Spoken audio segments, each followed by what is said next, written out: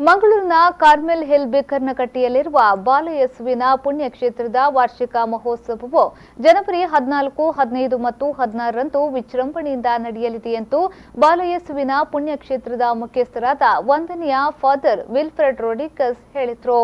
ಸುದ್ದಿಗೋಷ್ಠಿ ನಡೆಸಿ ಮಾತನಾಡಿದ ಅವರು, ಜನವರಿ 14ರಂದು ಬೆಳಗ್ಗೆ 10:30ಕ್ಕೆ ಮಹೋತ್ಸವದ ಬಳಿಕ ಬಲಿಪೂಜೆ ನಡೆಯಲಿದೆ. ಇನ್ನು ಈ ವಾರ್ಷಿಕ ಮಹೋತ್ಸವಕ್ಕೆ ಜನವರಿ 4ರಂದು ವಿದ್ಯುಕ್ತ ಚಾಲನೆ ಸಿಗಲಿದೆ. ಬಳಿಕ ಸಂಜೆ ಧ್ವಜಾರೋಹಣ ಕಾರ್ಯಕ್ರಮ ನಡೆಯಲಿದೆ ಅಂತ ಹೇಳಿದ್ರು. ಈ ವಾರ್ಷಿಕೋತ್ಸವದ ಪ್ರಯುಕ್ತ ಫಾದರ್ ಮುಲ್ಲರ್ ಆಸ್ಪತ್ರೆಯ ಸಹಯೋಗದೊಂದಿಗೆ ಬಾಲಯೇಸು ಸಭಾಭವನದಲ್ಲಿ ಬೆಳಗ್ಗೆ 9ರಿಂದ ಮಧ್ಯಾಹ್ನ 1 ಗಂಟೆಯವರೆಗೆ ರಕ್ತದಾನ ಶಿಬಿರವನ್ನ ಕೂಡ ಹಮ್ಮಿಕೊಳ್ಳಲಾಗಿದೆ ಎಂದು ಹೇಳಿದ್ರು.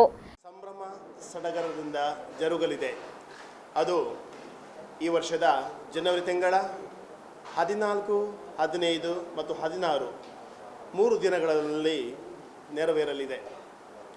ಇದಕ್ಕೆ ಸಿದ್ಧತೆಯಾಗಿ ನಾಳೆ ಅಂದರೆ ಜನವರಿ 4ರಂದು ಹೊರೆ ಕಾಣಿಕೆಯ ಮುಖಾಂತರ, ತದನಂತರ ಬಾವುಟವನ್ನು ಏರಿಸಿ ಬಾಲಯೇಸುವಿನ ಪತಾಕೆಯನ್ನು ಧ್ವಜವನ್ನು ನಾವು ಅನಾವರಣಗೊಳಿಸಿ ಧ್ವಜವನ್ನು ಏರಿಸಿ ಈ ಹಬ್ಬಕ್ಕೆ ಚಾಲನೆ ನೀಡಲಿದ್ದೇವೆ. ಹೊರೆ ಕಾಣಿಕೆಯ ಮೆರವಣಿಗೆಯೂ ಇರುವುದು.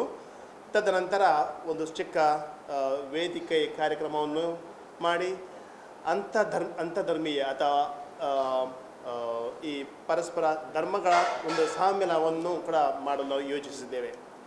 ತದನಂತರ ತಾರೀಕು 5ರಿಂದ 13ರವರೆಗೆ ಇಲ್ಲಿ ಪ್ರತಿದಿನ ನೊವೆನ ಬಲಿ ಪೂಜೆಗಳು ನಡೆಯುವು. ಇದರ ವಿವರವನ್ನು ಇವಾಗ ತಾನೇ ನಾವು ಪ್ರಕಟಿಸಿದ್ದೇವೆ. ಈ ಸಂದರ್ಭ ಬಾಲಯೇಸು ಪುಣ್ಯಕ್ಷೇತ್ರದ ನಿರ್ದೇಶಕರಾದ ವಂದನೀಯ ಫಾದರ್ ಪ್ರಕಾಶ್ ಟಿಕ್ಕುನ್ನ, ಫೋರ್ ವಿಂಡ್ಸ್ ಕಮ್ಯುನಿಕೇಷನ್ ನಿರ್ದೇಶಕರಾದ ಎಲಿಯಾಸ್ ಫೆರ್ನಾಂಡಿಸ್ ಉಪಸ್ಥಿತರಿದ್ದರು.